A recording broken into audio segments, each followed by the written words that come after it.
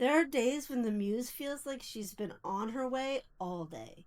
I set the table, cleaned the space. She was supposed to be here an hour ago, but I still have no idea if or when she'll show up. The room is ready in that way that it only gets when I'm avoiding something. My brushes are lined up, the paint water has been changed. I do all the things that look like starting, tidying, refilling, rearranging, as if the ritual of tidying is going to summon my muse's presence. Preparation is my favorite kind of procrastination. There's a safety in preparation, a way to say, see, I'm trying, even if I never actually begin. Sometimes I wonder if I love the setup more than the making, that quiet moment when anything feels possible. But no, I don't. I love to make things. Executive dysfunction can make it feel like your muse has an anxious attachment style. I mean, is she avoiding you? But maybe she's not. Maybe she's not even late. Maybe your creative rhythm just isn't synced to the world's calendar. Sometimes we confuse stillness with being stuck, but a pause doesn't necessarily mean a problem. It means processing.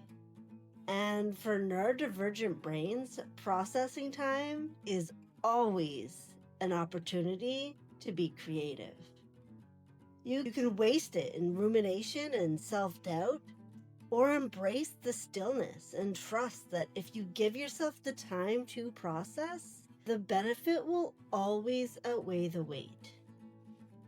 I used to fill every pause with noise. Another podcast, another plan, another way to stay in motion.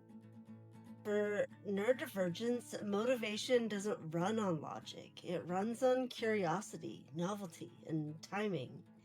The same system that lets us hyperfocus for 10 hours straight on one idea can suddenly forget how to start the next one.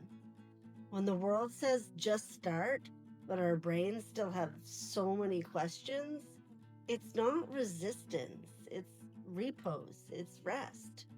I've learned that if I try to brute force creativity, I end up resenting it.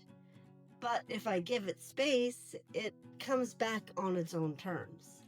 Sometimes the waiting feels endless, but when the spark finally lands, it's like she never left at all.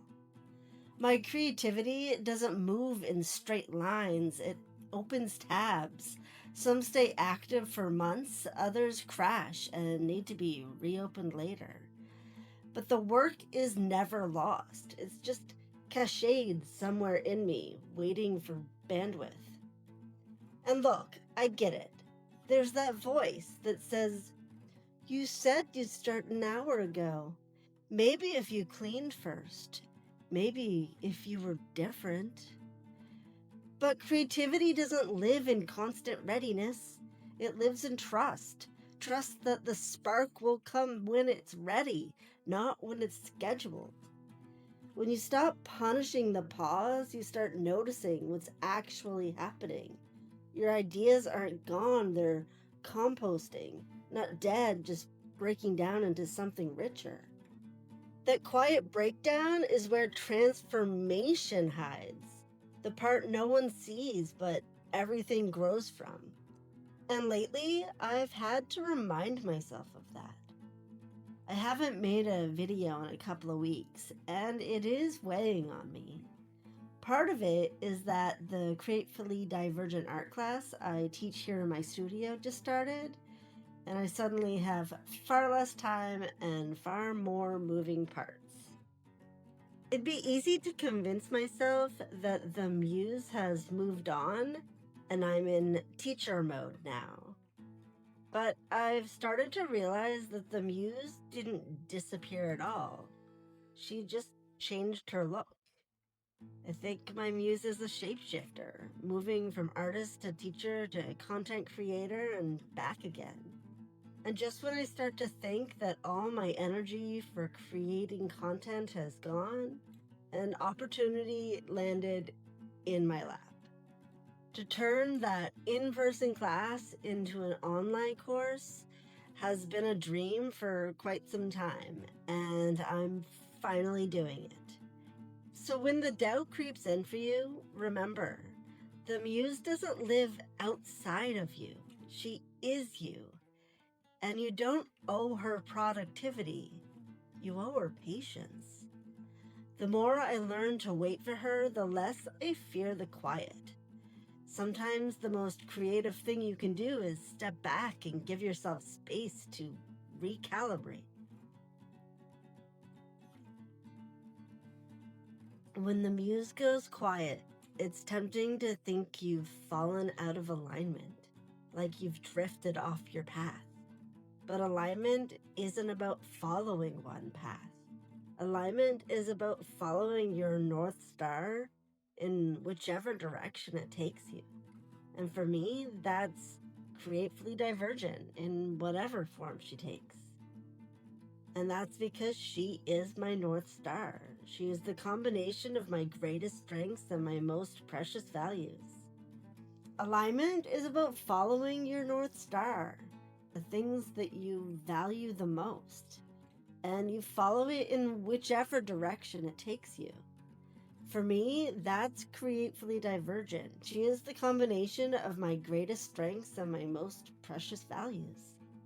And if you wish you had a better understanding of your strengths and values, that's what I'm going to unpack next week. So make sure you hit that subscribe button so you don't miss it. If this video is about making peace with the pause, that one's about remembering what you stand for once you start moving again. And if you want to know more about the art class here in Montreal, or be the first to know when the online course launches, head over to creativelydivergent.com and check it out. But make sure to come back to YouTube to watch more videos. And hopefully, I'll see you next week. Bye.